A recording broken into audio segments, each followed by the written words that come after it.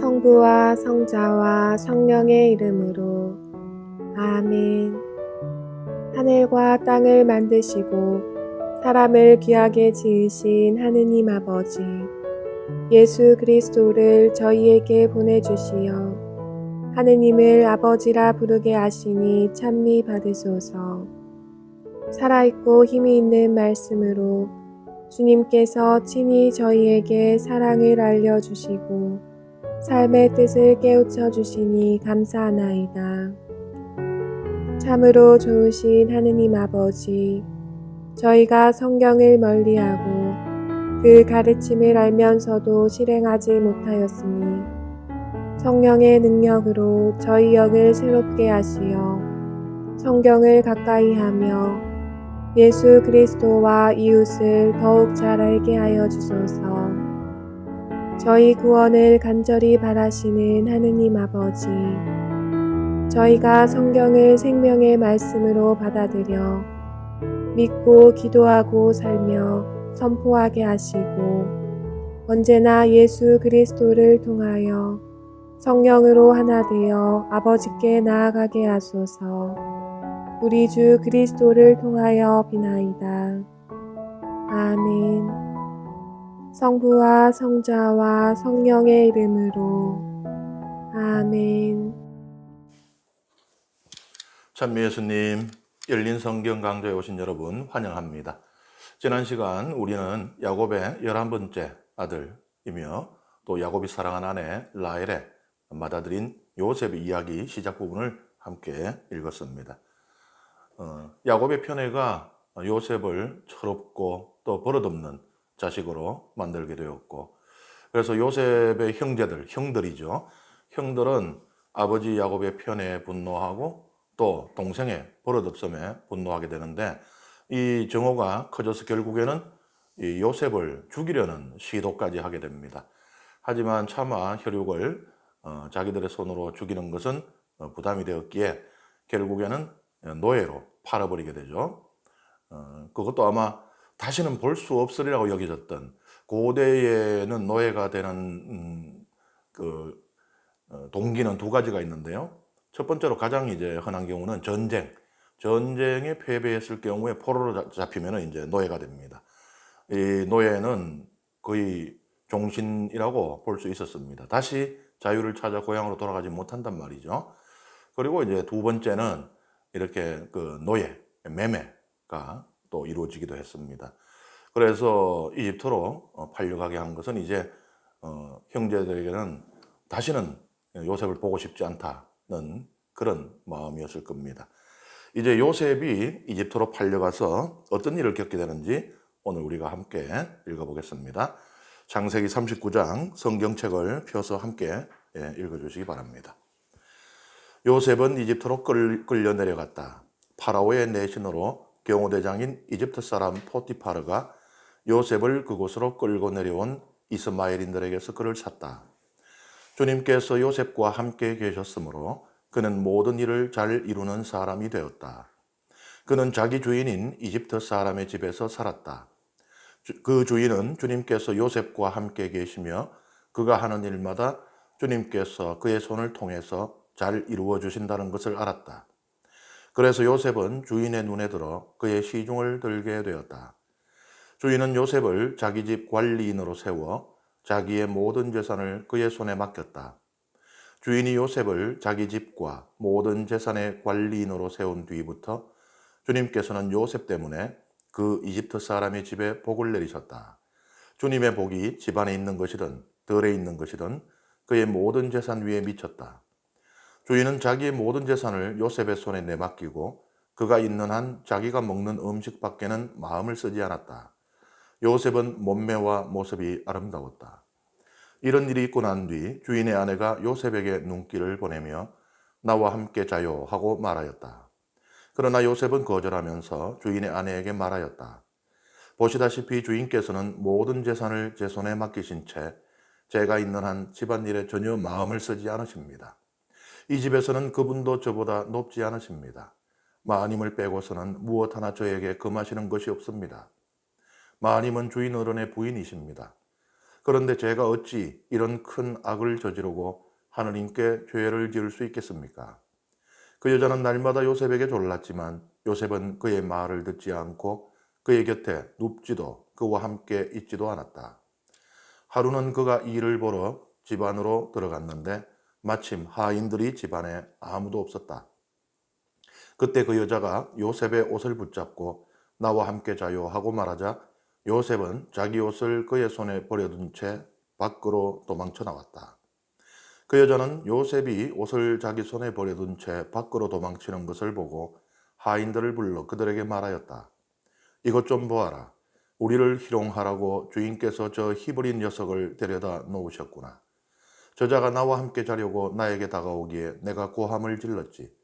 저자는 내가 목청을 높여 소리 지르는 것을 듣고 자기 옷을 내 곁에 버려두고 밖으로 도망쳐 나갔다.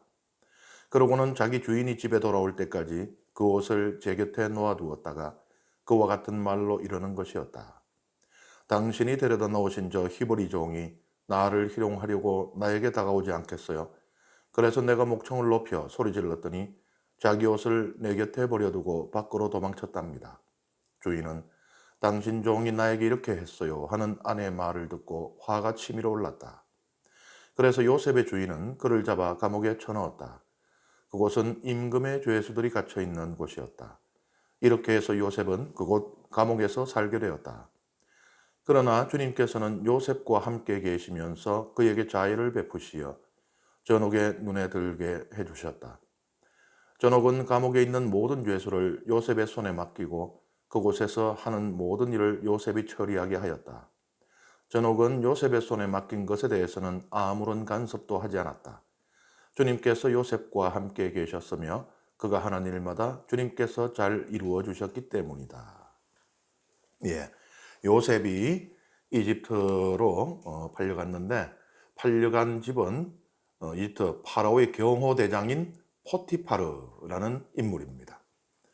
포티파르는 라의 선물이다는 뜻인데 라가 무엇인가 하면은 이집트의 최고신입니다. 태양신이고요. 여기 보면은 여기 태양이 있죠. 태양을 상징하죠. 이집트의 최고신 라입니다. 이집트는 다신론 국가죠. 그래서 신들을 많이 섬깁니다. 그런데 신들의 서열이 있고요. 신들이 거의 다 한 집안입니다. 그러니까 아버지 신, 어머니 신, 그리고 또 뭐 사촌 신 이런 식으로 구성이 되는데 그 중에 최고의 신 자리를 이 라가 태양신이 차지하고 있습니다. 태양이 아마 가장 중요하기 때문에 그런 위치를 가지게 된 것 같아요. 이집트 역사적으로 보면 한 번 이 라 대신에 다른 신이 최고 신이었던 적이 있습니다. 아톤 신이라고 유일신이에요. 그러니까 우리는 유일신은 유다교의 뿌리에만 있다라는 생각을 하죠. 그래서 유다교에서부터 이제 탄생했다고도 볼 수 있고 또 거기에서부터 흘러나왔다고도 볼 수 있는 그리스도교, 그 다음에 마찬가지로 아브라함과 관련이 있는 이슬람 이런 데에만 유일신이 있다라고 우리는 이야기를 합니다. 그런데 역사적으로 보면은 이집트에서 유일신이 한 번 등장했던 적이 있어요. 아톤이라고 하는 신입니다. 어떤 사람들은 모세가 이집트에 있을 때 바로 이 아톤신을 숭배했던 시대여서 거기에서 모세가 유일신 하나님에 대한 어떤 생각을 가지게 되지 않았겠느냐라고 말하는 사람도 있기는 합니다. 그런데 어쨌든 이 아톤신을 섬기는 파라오는 자기 이름까지 아케나톤으로 바꿀 정도로, 그러니까 아톤신을 찬양한다, 경배한다, 이런 의미로 해석이 되는데요. 그렇게 이 유일신을 숭배했었습니다.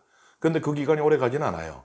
사실 유일신보다 다실론이 어떤 면에서는 더 매력적입니다. 그러니까는 각자 필요한 부분을 담당해주는 신들이 다 따로 있는 거예요. 사실 이런 부분의 영향이 어디에 들어와 있는가 하면은 우리 교회의 성인 공경에도 들어와 있죠. 그래서 우리도 보면은 아플 때 도움을 청하는 성인이 있고, 물건을 잃어버렸을 때 찾아달라고 또 청하는 성인도 있고, 여러한 그런 역할들이 있지 않습니까? 이 성인 공경이 이루어진 배경에 대해서 그런 설명도 있습니다. 처음에 로마에서 우리 그리스도교가 이제 영향력을 확대하고 또 황제까지도 이 그리스도 신자가 되고 했을 때 로마 제국 내에 있는 사람들이 거의 반강제적으로 그리스도교를 이제 믿어야 하는 그런 시대가 열리게 되거든요. 그런데 이들은 아니 이전에 자기들이 섬기던 그 많은 신들이 있는데 필요할 때마다 마치 가려운 것을 긁어주듯이 그렇게 탁 도와주는 맞춤형 신들이 다 많았는데 이제 하느님 한 분만 섬기라니까 뭔가 좀 갑자기 이 종교 생활이 너무 이렇게 가난해진 것 같고 별 마음에 안 드는 거예요.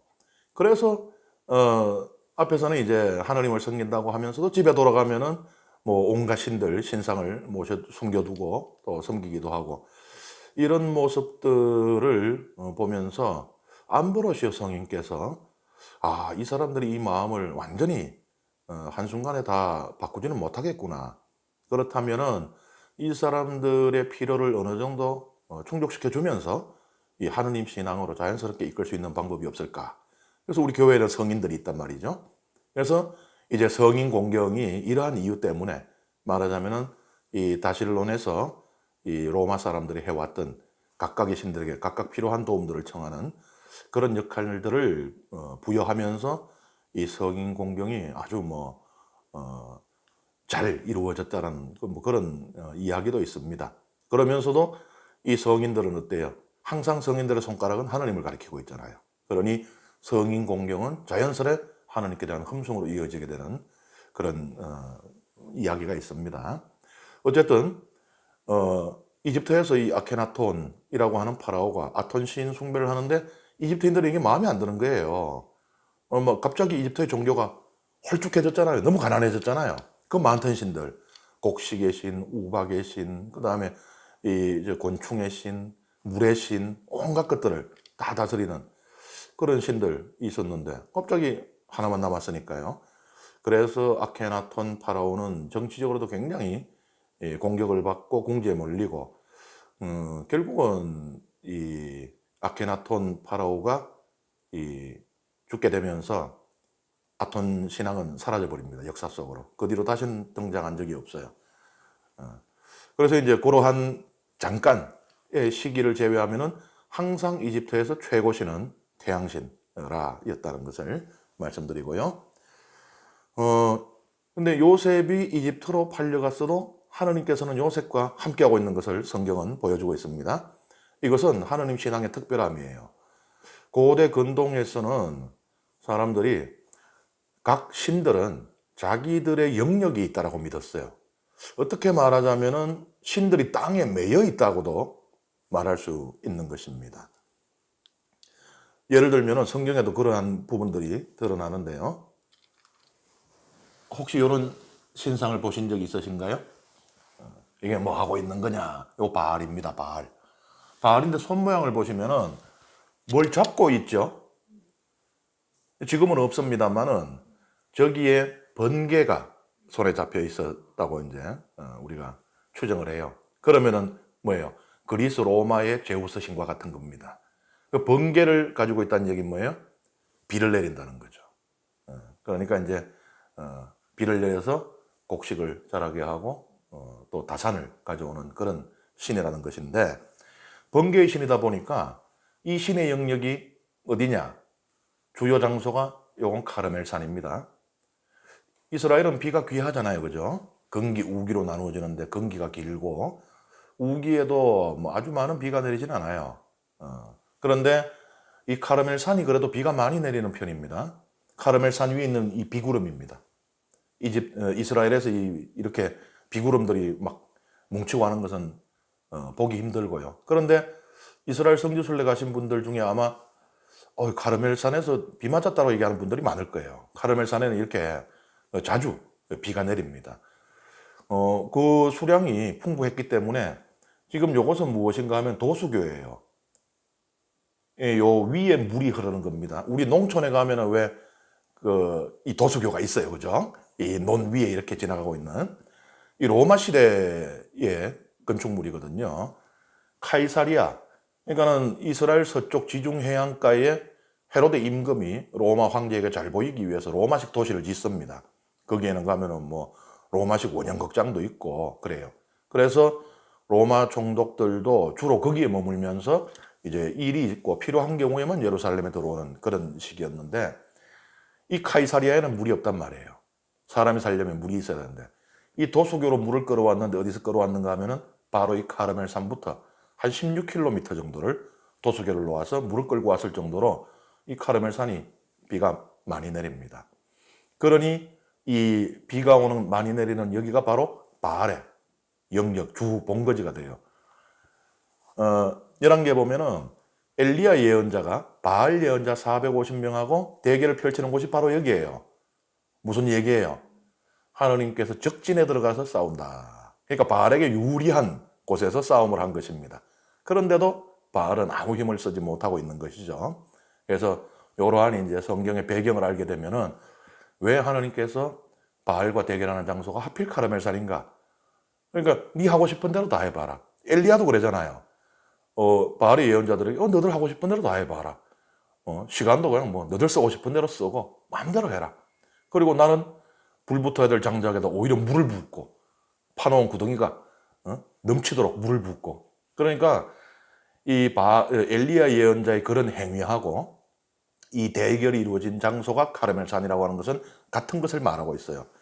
아무리 어떻게 해도 바알이라고 하는 우상은 하느님을 당할 수가 없다는 것을 말하고 있는 것이죠. 여기 보면은 이제 바알 신은 영역이 여기 있죠. 그 다음에 또 우리가 나아만, 아람 장군 나아만이 이야기를 알죠. 나아만이 이제 한센병에 걸렸어요. 그래서 아람 임금이 이스라엘에 이 나아만을 보내서 병을 고쳐달라고 부탁을 하죠. 그때 이제 엘리사 예언자가 이 나아만을 고쳐주게 됩니다. 그죠? 나아만이 여기 치유받는 장면인데요. 그러고 나서 나아만이 돌아갈 때 아람으로 돌아가거든요. 아람은 오늘날의 시리아입니다. 아람으로 돌아갈 때 뭐라고 하는가 하면요. 그러시다면 나귀 2마리에 실을 만큼의 흙을 이 종에게 주십시오. 이 종은 이제부터 주님 말고는 다른 어떤 신에게도 번제물이나 희생제물을 드리지 않을 것입니다. 이게 무슨 의미냐? 하느님은 이 땅에 있잖아요. 그러니까 아람에 가면 하나님이 없다라고 생각을 하는 거예요. 하나님을 모실 수가 없잖아요. 흙을 달라는 것은 뭐냐? 그 흙을 가지고 가서 제단을 쌓는 겁니다. 그러면 아람 내에 하나님의 땅이 생겨요. 그러니까 하나님께서 거기 계실 수가 있다는 거예요. 이런 것이 보여주는 것이 고대 근동인들은 신들은 자기의 땅이 있다. 이런 생각인데, 근데 하나님은 어때요? 이때에서도 요셉과 함께 하시잖아요. 이게 하나님 신앙의 특별함이라는 것입니다. 보편적인 하나님, 어디나 계시는 하나님이라는 것이죠. 하나님께서 야곱에게 그렇게 하셨듯이 요셉에게도 모든 일이 다 잘되게 해주셨다. 모든 일을 잘 이루는 사람이 되었다. 그런데 이 부분을 읽으면서 저는 그런 생각을 해봅니다. 이런 식이라면은 하느님을 믿는 이들에게는 좋은 일만 일어나야죠. 모든 일이 다 잘되고 이른바 성공한 인생을 살아야죠. 그런데 우리는 그렇지 않은 것을 너무 많이 봅니다. 참 신앙심 좋고 참 열심히 하는 그런 교우인데 불운이 자꾸 이어지고 또 집안에 사람들이 자꾸 아프고 그런 일들을 우리가 보게 되죠. 그래서 고통 중에 하느님 저에게 왜 이러십니까? 라고 부르짖는 그런 열심한 신앙인들을 보게 됩니다. 구약시대는 야곱도 그렇고 요셉도 그렇고 하느님을 믿으면 모든 일이 다 잘 됐는데 왜 오늘날 우리 신앙인들의 삶을 보면 그렇지가 않을까? 하나님은 지금 우리에게는 별 의미가 없는 것인가? 하나님은 여전히 중요하죠. 어떻게 보면 구약 시대보다 지금 우리에게 더 중요하다고도 말할 수 있을 것입니다. 구약 시대에는 부활 사상이 없잖아요. 현세만이 전부잖아요. 그러니 하느님의 복을 받는 것도 현세에서 다 이루어져야 되는 겁니다. 건강해야 되고 장수해야 되고 부유해야 되고. 그런데 이 오늘날 우리가 부활 신앙을 갖고 있는 우리 그리스도인에게는 그게 전부가 아니죠. 그래서 현세에서 고통받더라도 또 병에 걸리더라도 우리가 믿고 바라는 이 부활을 얻게 되는 것이 더 중요하게 되는 것이죠. 이런 믿음이 있기 때문에 순교할 수 있는 거죠. 사실 이 구약 시대에는 구약 시대 후기 마카베오 이전에 보면은 순교라고 하는 사상이 등장하지 않죠. 순교하면 안 되는 거거든요.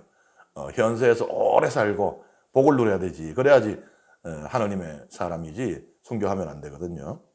그러니까 이제 마카베오서에서 이제 순교 사상이 드러난다는 것은 뭐냐 하면은 부활 사상 혹은 적어도 영혼 불멸의 사상이 이제 사람들 유다 신앙을 가진 사람들의 큰 영향을 미치기 시작했다는 것을 알 수가 있는 것입니다. 부활이 없으면은 현세만이 전부라면은 순교가 불가능까지는 아니더라도 어렵겠죠.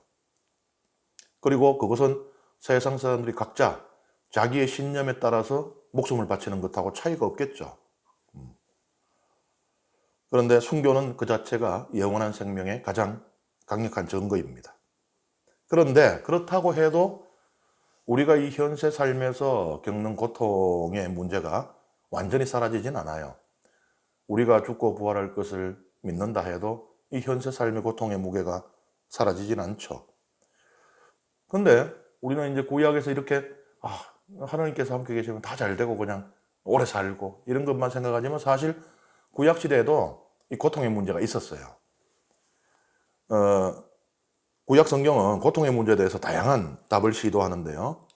대표적으로 우리가 욥기를 볼 수가 있겠습니다. 그죠?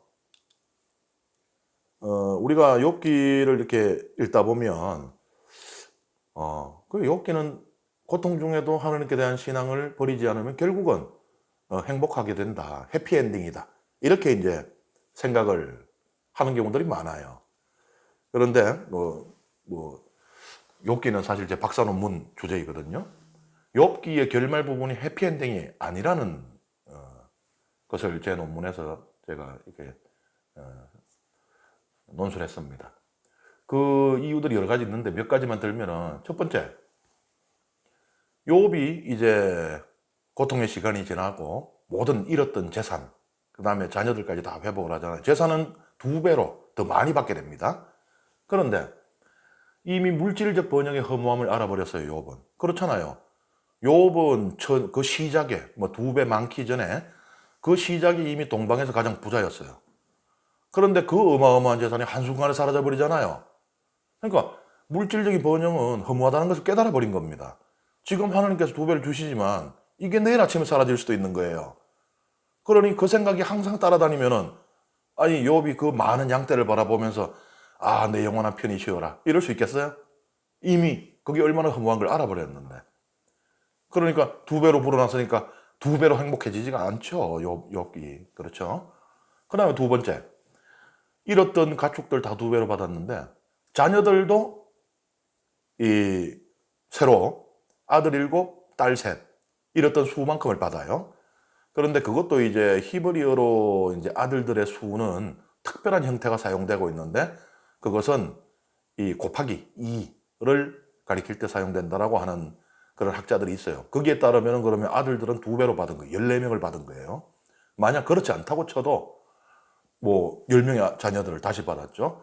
거기에다가 처음에 시작 부분에서는 그냥 자녀들 그냥 일반적으로 이렇게 지칭되는데 하나님께서 새로 주신 자녀들, 딸들은 이름까지 나옵니다. 그리고 가장 아름다웠다고 나와요. 그들보다 아름다운 여인들은 없었다. 이렇게. 그러니까 좀 과할 정도로 이렇게 묘사를 하고 있어요. 그런데 죽은 가축 새로 받으면 된다고 치는데 죽은 자녀들도 그러면은 대체가 됩니까? 10명의 자녀들, 한둘도 아니고 10명의 자녀들 다 잃었는데 새로 하나님께서 10명의 자녀들을 주시니까 이제는 그냥 됐어요. 회복됐어요. 문제 없는 거예요.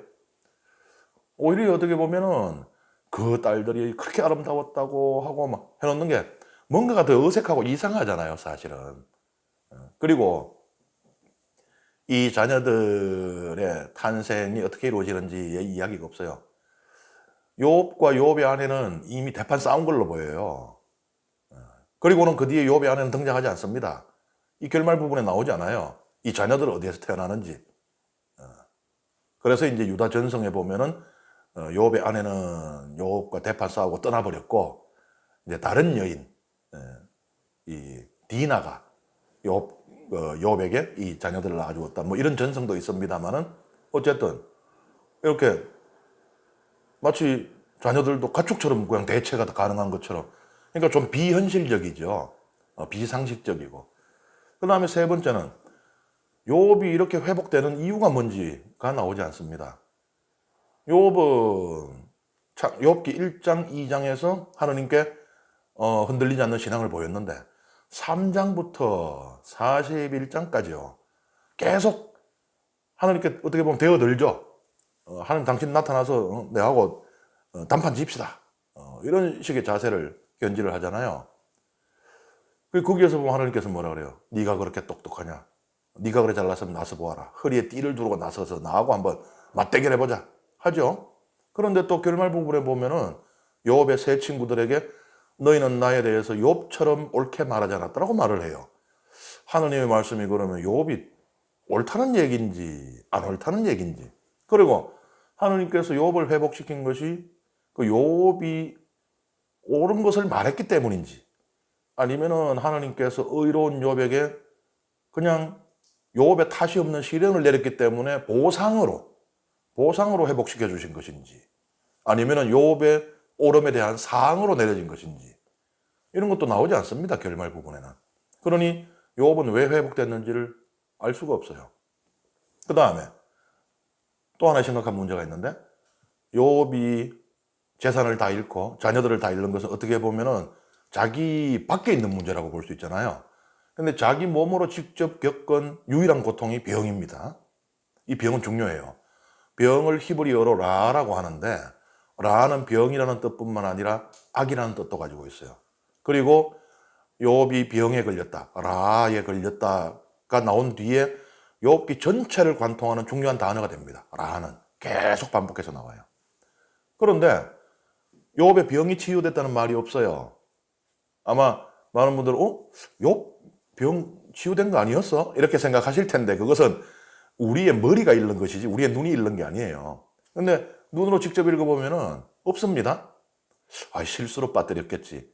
그런데 그 가축들의 수까지 정확하게 2배를 다 기록을 하고 딸들의 이름까지 기록을 하고 아주 그 세밀한 묘사가 이루어지고 있는데, 이 병에 대한 치유에 대한 부분만 아주 우연히 누락시켰다? 그것은 이해가 잘 안 되죠.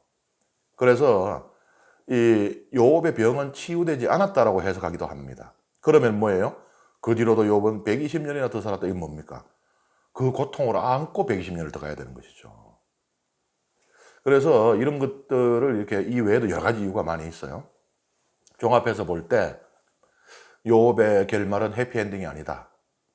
어떻게 보면은 욥의 결말은 오히려 고통이 없는 삶은 유토피아에 불과하다고 말하고 있는지도 모릅니다. 유토피아라고 하는 것은 이제 아우토피아, 그리스어에서 온 말인데, 아웃, 바뀌잖아요. 아웃, 인 아니고, 그죠? 그러니까 여기 안에는 존재하지 않는 거, 여기 안에 없는 거, 그게 유토피아예요.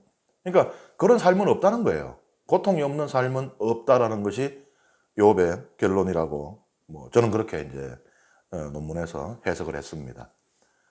어쨌든 이 외에도, 이 욥기 외에도 구약 곳곳에서 고통에 대한 문제를 다루고는 있는데, 어떤 하나의 모든 사람을 설득시킬 수 있는 답을 구약 성경은 제시하지 않습니다. 지금까지 그래왔듯이 앞으로도 고통의 의미를 찾는 일은 계속될 것입니다. 특히 지금 코로나로 인해서 많은 사람들이 고통을 받고 죽임을 당하고 있는데, 지금 이 시기에 특히 신앙인들의 중요한 주제인 것 같습니다. 우리는 마지막까지 그 답을 찾지 못한 채 고통이라는 문제와 함께 살아가야 될지도 모르겠습니다만, 그 답을 찾는 것을 포기할 수는 없을 겁니다. 고통이라는 것은 현실적이고 존재론적인 문제이기 때문에 그렇겠죠. 참고로 여기 보면은 병이 고쳤다는 말이 없잖아요. 이거 저만 왜 병이 고쳐졌다는 말이 없지? 이거 저만 문제를 삼은 게 아니고 옛날부터 유다인들도 이걸 문제 삼았어요. 유다인들처럼 성경을 꼼꼼히 읽는 사람들도 드물거든요. 그 읽다 보니까 이 문제가 돼요. 그래서 외경은 우리가 가지고 있는 성경책은 정경이고, 여기에 들어오지 않은 이 고대에 써진 성경들, 그걸 외경이라고 한다고 말씀드렸죠. 외경 가운데 욥의 유언이라고 하는 게 있습니다. 거기에 보면은 이 부분에 첨가를 시켜놨어요. 욥의 병이 치유되는 이야기가 들어가 있습니다. 어떻게 치유되느냐? 하나님께서 욥에게 마법의 허리띠를 주셔서 그것으로 병이 고쳐졌다. 이렇게 돼 있어요. 뭐예요? 고대에 이미 욥의 외경이, 욥의 치유, 하나님께서 직접 치유해 주시는 치유를 기록해 놨다는 얘기는 욥기에 이 병의 치유가 들어있지 않은 게 작은 문제가 아니었다는 거예요. 심각한 문제였다는 거죠. 예, 어쨌든 하나님께서 이제 복을 내리신 덕분에 요셉은 단순한 노예가 아니라 포티파르의 음식을 제외한 모든 재산을 관리하는 중요한 인물이 됩니다. 그런데 왜 딱 찍어서 이야기를 하고 있죠? 음식 관리는 제외되었다라고 딱 찍어서 말하고 있죠. 주인이 음식을 직접 챙긴 겁니다. 왜 그랬을까? 이집트 관습 때문입니다. 고대 이집트인들은요, 이방인들과 한 자리에서 식사하지도 않았고 이방인들에게 음식을 나눠주지도 않았어요. 그러니까 이방인에게 음식 준비를 맡겨 쓸 리도 없습니다. 그리고 요셉은 몸매와 모습이 아름다웠다라고 나오는데 아주 대단한 꽃미남이었나 봐요. 그래서 유다 전성에 보면은 요셉이 지나가면은 이집트의 공주들이 월담을 해가지고 궁궐을 몰래 빠져나가가지고 요셉에게 팔찌, 목걸이, 귀걸이, 반지 등 보석을 던져서 그의 환심을 사고자 했다. 이렇게 돼 있습니다. 예. 결국은 요셉의 이 외모 때문에 사건이 일어나죠. 포티파르의 아내가 요셉을 유혹했는데 요셉이 이를 뿌리칩니다. 그러니까 앙심을 품고 이제 모함을 하게 돼요. 그래서 감옥에 갇히게 되죠. 이 포티파르의 아내가 옷을 붙잡고 늘어지니까 요셉이 옷을 벌어 던지고 도망가는 이 장면입니다. 요셉이 이 포티파르의 아내를 거부한 이유는 무엇일까? 첫 번째로 우리가 생각할 수 있는 것은 못생겼을 것이다. 그런데 성경은 그렇게 이야기하진 않죠. 첫 번째 이유는 이 포티파르의 전적인 신뢰를 배신할 수가 없었다. 그런데 그보다 더 중요한 이유가 있어요. 그것이 하나님의 뜻을 거스르는 일이기 때문이다. 간음하지 말라는 계명이 있잖아요. 그럼 그 뭐예요? 결국 요셉은 신앙 때문에 박해를 받게 되는 겁니다. 그런데 세옹지마라는 말이 있잖아요. 세옹, 변방의 노인의 말, 지마. 그런 이야기가 있죠. 변방의 노인은 사는 노인이 말을 키우고 있었는데 이 말이 도망을 가요. 동네 사람들이 아이고 그 비싸고 귀한 말을 그래 잃어버려갖고 어떡하느냐. 아이고 참 안 됐네. 이러니까 노인이 아이고 이게 또 화가 복이 될 줄 어떻게 알아. 했더니 이 말이 도망 나간 말이 야생마들을 데리고 돌아오잖아요. 야, 말수가 늘어났어요. 그 동네 사람들이 이야 좋겠다 그 집에 말 많아져서. 이러니까 아이고 또 복이 화가 될지 어떻게 알겠누. 왜요? 그랬는데 아끼는 외아들이 말을 타다가 떨어져가 다리가 부러지네요. 동네 사람들이 아이고 그 집에 귀한 아들 다리가 부러져가지고 왜 나중에 저 다리 제대로 못 쓰는 거 아닌가 몰라. 이러니까 이 노인이 또 화가 복이 될 줄 왜 알겠누. 이래요. 그 전쟁이 터졌어요. 그 멀쩡한 장정들은 다 끌려가는데 아들은 다리가 부러져갖고 전쟁에 안 끌려가 안 죽었단 말이죠. 이런 것처럼 복이 화가 되기도 하고 화가 복이 되기도 하는데 요셉이 신앙 때문에 박해를 받고 감옥에 갇히게 되는데 이게 요셉이 노예의 신분, 노예는 제가 말씀드렸죠. 노예는 종신제라고 그냥 못 벗어난다고 보면 되거든요. 그런데 노예에서 벗어나서 이제 이집트의 최고 권력자가 되는 계기가 됩니다. 그리고 그뿐만 아니고 그의 가문도 바로 이 사건 때문에 그의 가문, 그러니까 야곱의 가문이죠. 야곱의 가문 전체도 기근으로 굶을 죽을 위기에서 살아남게 되는 바로 그 사건이 이게 되는 것이죠. 감옥에서 어떤 일이 벌어지는가 40장 우리가 함께 읽어보겠습니다. 이런 일이 있은 지 얼마 뒤 이집트 임금의 헌작 시종과 제빵 시종이 그들의 주군인 이집트 임금에게 잘못을 저지른 일이 일어났다. 파라오는 자기의 이 두 대신 곧 헌작 시종장과 제빵 시종장에게 진노하여 그들을 경호대장 집에 있는 감옥에 가두었는데 그곳은 요셉이 갇혀 있는 곳이었다. 경호대장은 요셉을 시켜 그들을 시중들게 하였다. 이렇게 그들은 얼마 동안 갇혀 있었다. 그러던 어느 날 밤 이 두 사람, 곧 감옥에 갇힌 이집트 임금의 헌작 시종과 제빵 시종이 저마다 뜻이 다른 꿈을 꾸었다. 아침에 요셉이 그들에게 가보니 그들은 근심하고 있었다. 요셉은 자기 주인의 집에 함께 갇혀있는 파라오의 이 두 대신에게 물었다. 오늘은 어째서 언짢은 얼굴을 하고 계십니까? 그들이 우리가 꿈을 꾸었는데 풀이해줄 사람이 없다네 하고 대답하자 요셉이 그들에게 말하였다. 꿈풀이는 하느님만이 하실 수 있는 일이 아닙니까? 저에게 말씀해 보십시오. 헌작 시종장이 요셉에게 자기의 꿈 이야기를 들려주었다. 내가 꿈에 보니 내 앞에 포도나무 한 그루가 있었네. 그 포도나무에는 가지가 셋이 있었는데 싹이 돋자마자 꽃이 피어오르고 포도송이들이 익더군. 그런데 내 손에는 파라오의 술잔이 들려 있었다네. 그래서 내가 그 포도송이들을 따서 파라오의 술잔에다 짜놓고는 그 술잔을 파라오의 손에 올려드렸네. 그러자 요셉이 그에게 말하였다. 꿈풀이는 이렇습니다. 가지 셋은 사흘을 뜻합니다.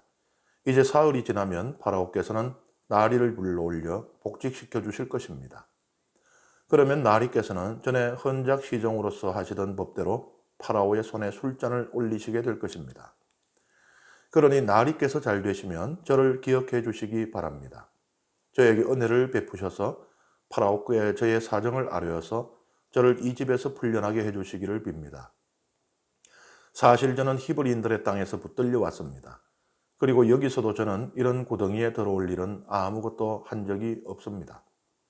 요셉이 좋게 풀이하는 것을 보고 제빵 시종장도 그에게 말하였다.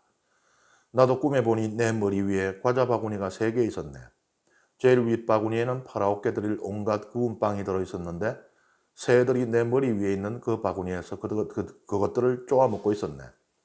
그러자 요셉이 대답하였다. 그 꿈풀이는 이렇습니다. 바구니 셋은 사흘을 뜻합니다.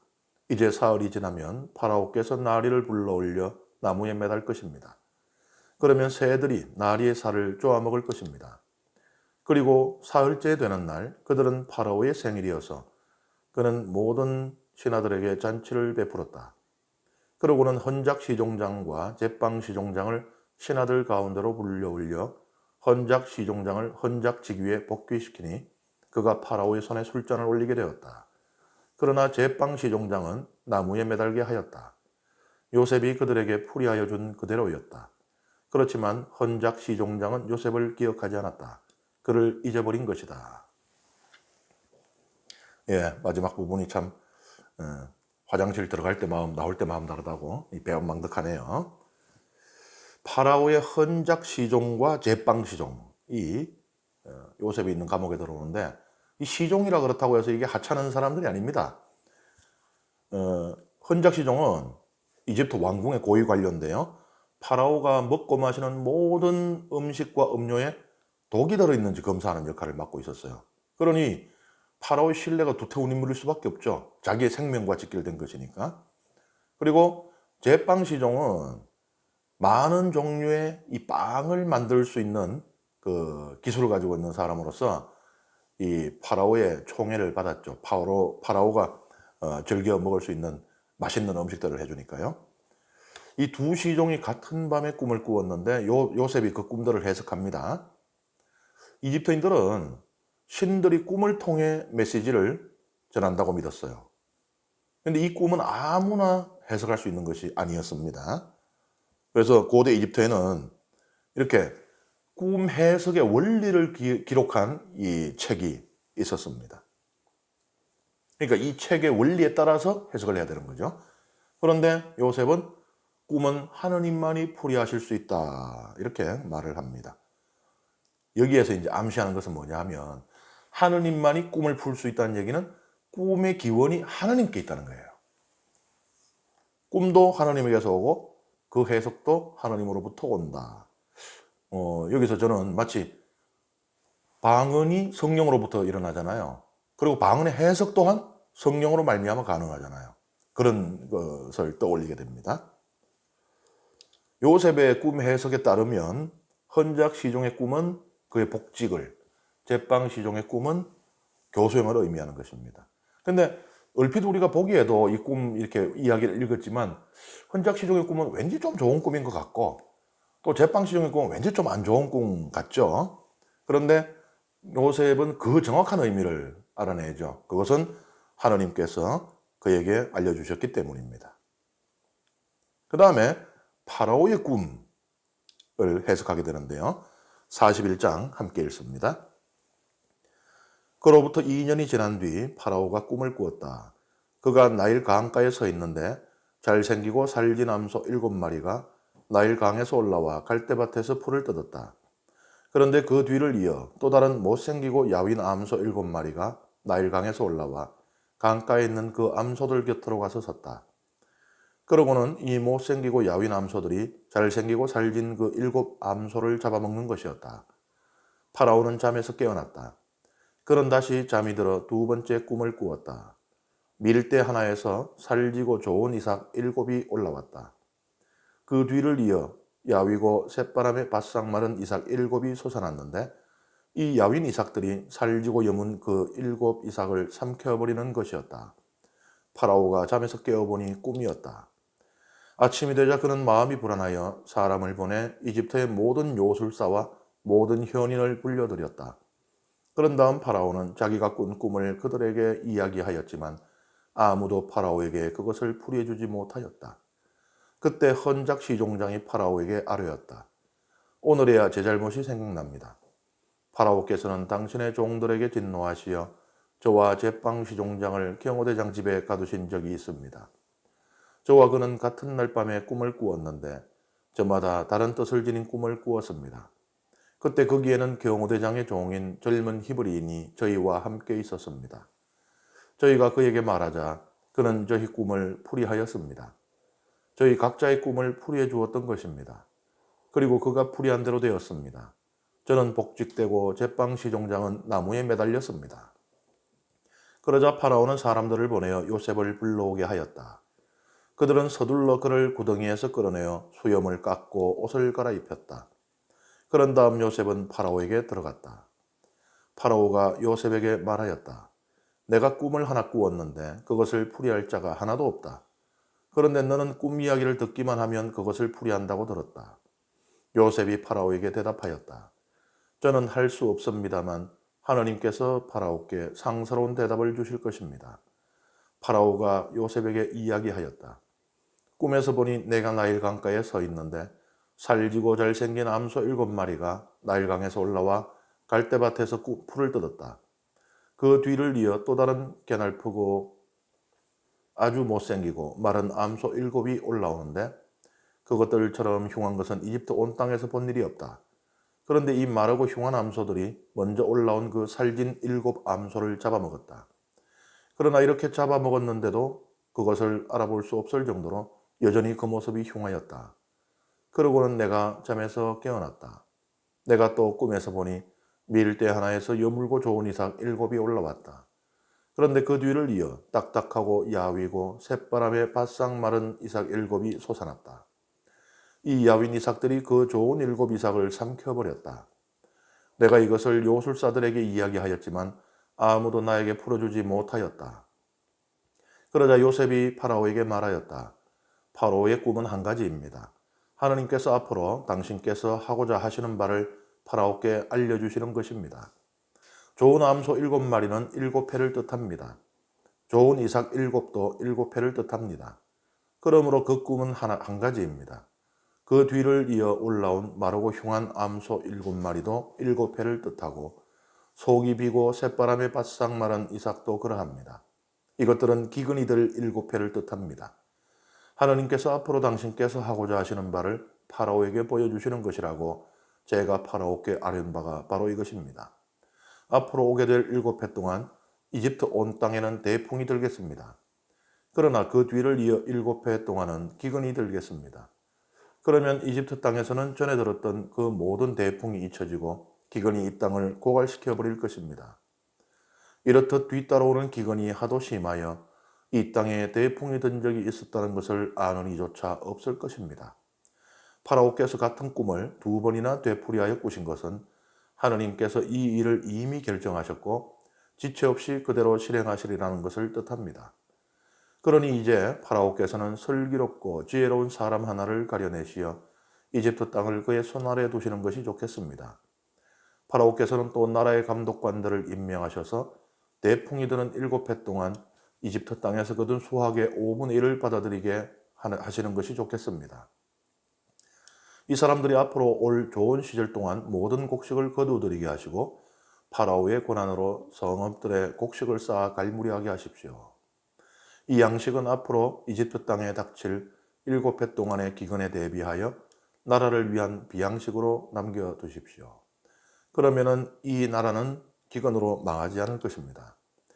파라오와 그의 신하들은 이 제안을 좋게 여겼다. 그리하여 파라오는 자기 신하들에게 말하였다. 이 사람처럼 하느님의 영을 지닌 사람을 우리가 또 찾을 수 있겠소. 그런 다음 파라오는 요셉에게 말하였다. 하나님께서 그대에게 이 모든 것을 알려주셨으니 그대처럼 슬기롭고 지혜로운 사람이 또 있을 수 없소. 내 집을 그대 손 아래 두겠소. 내 모든 백성은 그대 명령을 따를 것이요. 나는 왕좌 하나로만 그대보다 높을 따름이요. 파라오가 다시 요셉에게 말하였다. 이제 내가 이집트 온 땅을 그대 손 아래 두오. 그런 다음 파라오는 손에서 인장 반지를 빼어 요셉의 손에 끼워주고는 아마옷을 입히고 목에 금목걸이를 걸어주었다. 그리고 자기의 두 번째 병거에 타게 하니 그 앞에서 사람들이 무릎을 꿇으라 하고 외쳤다. 이렇게 파라오는 이집트 온 땅을 요셉의 손 아래 두었다. 파라오가 다시 요셉에게 말하였다. 나는 파라오요. 그대의 허락 없이는 이집트 온 땅에서 그 누구도 손 하나 발 하나 움직이지 못하오. 파라오는 요셉의 이름을 차프낫 파네아라 하고 온의 사제 포티페라의 딸 아스낫을 아내로 주었다. 요셉은 이집트 땅을 살펴보러 나갔다. 요셉이 이집트 임금 파라오 앞에 섰을 때 그의 나이 30살이었다. 요셉은 파라오 앞에서 물러나와 이집트 온 땅을 두루 돌아다녔다. 대풍이 든 7해 동안 그 땅은 풍성한 곡식을 내었다. 요셉은 이집트 땅에 대풍이 든 7해 동안 모든 양식을 거두어 성읍들에 저장하였다. 성읍마다 주위 밭에서 나는 양식을 그 안에 저장하였다. 이렇게 해서 요셉은 바다의 모래처럼 엄청난 곡식을 쌓아 헤아리는 것조차 그만두었다. 헤아릴 수가 없었던 것이다. 흉년이 들기 전에 요셉에게서 두 아들이 태어났다.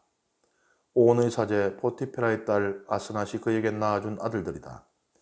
요셉은 하느님께서 나의 모든 고생과 내 아버지의 집안조차 모두 잊게 해주셨구나 하면서 맏아들의 이름을 므낫세라 하였다.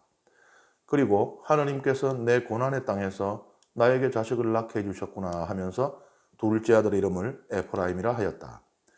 이집트 땅에 들었던 7년 대풍이 끝났다. 그러자 요셉이 말한 대로 7년 기근이 시작되었다. 모든 나라의 기근이 들었지만 이집트 온 땅에는 빵이 있었다. 이집트 온 땅에 기근이 들자 백성이 파라오에게 빵을 달라고 부르짖었다. 그러자 파라오는 모든 이집트인에게 말하였다. 요셉에게 가서 그가 시키는 대로 하여라. 기근이 온 땅에 퍼지자 요셉은 곡식 창고를 모두 열고 이집트인들에게 곡식을 팔았다. 이집트 땅에 기근이 심하였지만 온 세상은 요셉에게 곡식을 사려고 이집트로 몰려들었다. 온 세상의 기근이 심하였기 때문이다.